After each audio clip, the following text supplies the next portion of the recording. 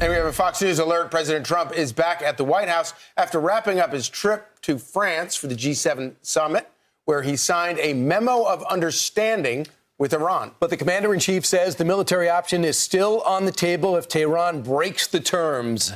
Our chief foreign correspondent, Trey Yeeks, is live in Tel Aviv with the details. Hey, Trey. Yeah, hey guys, good morning. Overnight, President Trump signed the Memorandum of Understanding, formally marking the extension of the ceasefire with Iran. He was joined by French President Emmanuel Macron and Secretary of State Rubio, among others. We know on the Iranian side, Iran's President Masoud Pezeshkian was responsible for signing the document in the capital of Tehran. Earlier in the day, the president talked about this agreement, what it means, and what happens if it isn't enforced. It's a memorandum of understanding. If it doesn't get done in 60 days, that's all right. We go back to bombing. You know, I don't want to do that because it's so good. But we might have to because we're never going to let them have a nuclear weapon. But they've agreed not to, and you'll see that very clearly in the agreement. We're not putting up money. Only if they're doing things right. If they're doing things right, if people want to invest, they can invest.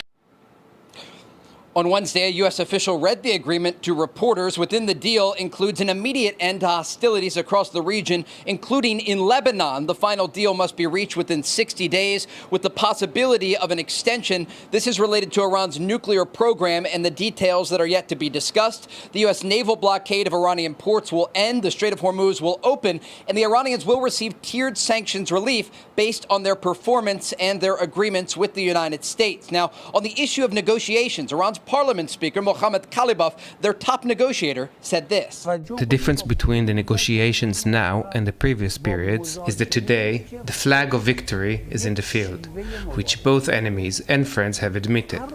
Our people saw the glory of the armed forces too, even though they were against the well-equipped enemy. This is really a wait-and-see moment. The world is waiting to see if the Iranians will adhere to the agreement and if they are serious about these nuclear concessions as it relates to their program. Now, more broadly, the region is prepared for the possibility that this deal collapses. But at this moment, the president is touting the diplomatic success and what it will mean for the stock market and the oil market. Guys?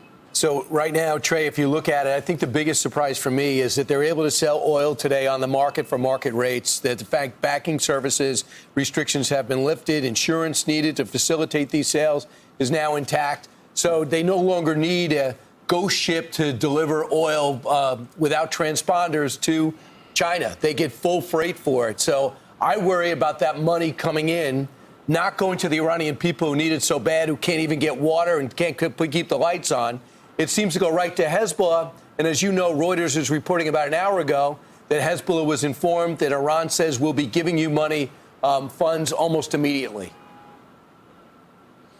Yeah, and look, this is where U.S. intelligence is going to come in to see where they're actually sending this money after they get it. We've already seen reports of vessels leaving Iranian ports with crude oil on board. Things are moving very rapidly in the region, and also more traffic through the Strait of Hormuz. There is this issue of mines, but it does appear that many of these vessels are adhering to basically the instructions from the U.S. Navy when they're supposed to leave, because there is still coordination on the ground.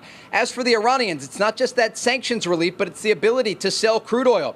This is their main export and the way that they keep their economy running. And so for the Iranians, they're going to focus on the economic success as part of this deal. Again, the president has indicated that in the future, if they're not willing to make these good faith concessions, or if they don't adhere to this memorandum of understanding, not only would he choke off the sanctions relief, but also possibly use military pressure. There's this broader question of this $300 billion reconstruction fund. And I want to just read you the text of the agreement. Iran's President Masoud Pezeshkian, just about 20 minutes ago, posted the document on X. And it says, this is point number 6. The United States of America undertakes with regional partners to develop a definitive mutually agreed plan with at least $300 billion for the reconstruction and economic development of the Islamic Republic of Iran.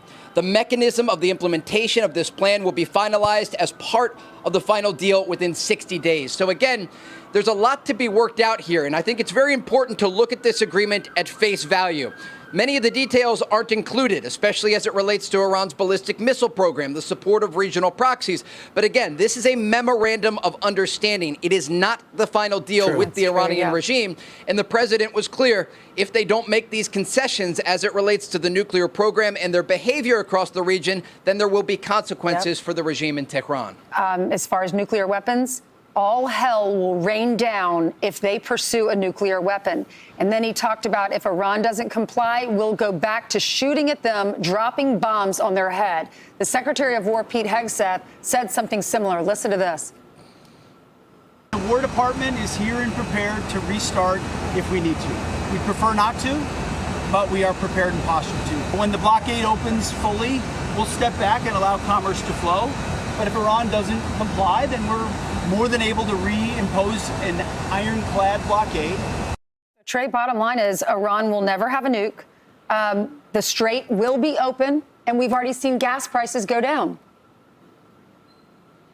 Yeah. And look, it's one thing to sign a deal. It's another thing to implement a deal. And that is why these statements from the Secretary of War, Pete Hegseth, and from President Trump himself are very important, because they're talking about the consequences for the Iranian regime if they don't adhere to the framework that was signed last night in France, but also entering into these detailed discussions. Because, again, that's where a lot of these details are going to be worked out at the negotiating table. We're told by regional diplomats that the Qataris are immediately playing a role in actually scheduling these detailed discussions, because we're looking at a 2-month window, and there will still be U.S. forces in the region. Now, it's certainly much more difficult to return to a state of war, but the indication here is that the president isn't going to completely draw down U.S. forces to where they were before Operation Epic Fury unless he's seen those concessions as it relates to Iran's nuclear program and destabilizing activity. And so a lot of people are jumping to conclusions about the agreement here. But again, we have to look at the facts here and what is written on the pages of this agreement, just about a page and a half.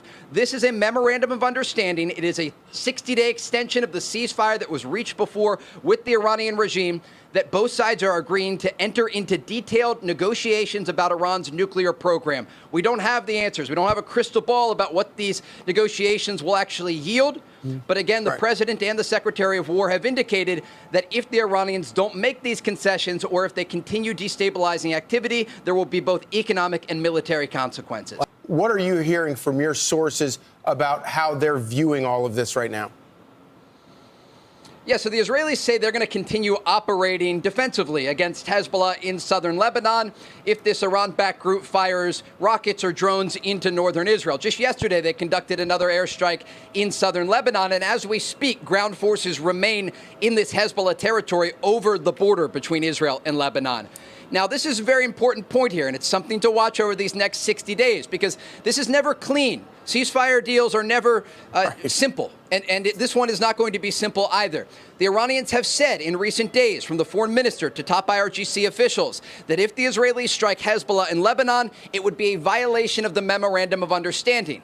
And so this is something to watch, because if they're not getting what they want at the negotiating table as it relates to their nuclear program, they may try to tie, once again, the situation between Israel and Hezbollah to this broader agreement. And it will be the role of American negotiators and also of these intermediaries from Qatar to Pakistan to keep the Iranians on track, to A, ensure that they're not continuing to fund Hezbollah, to B, ensure that they're not ordering attacks on Israel, and to C, use the leverage they have against their largest proxy in the region to keep things calm between Israeli forces and Hezbollah forces in southern Lebanon. It's an X factor here. We don't know how it's going to play out, but the next 2 months will be critical to watch, because this is one front that is expected to continue. Israeli officials, from the Prime Minister Benjamin Netanyahu to the Defense Minister Israel Katz, say they will continue to operate against Hezbollah in southern Lebanon. Of course, Trey, thanks so much.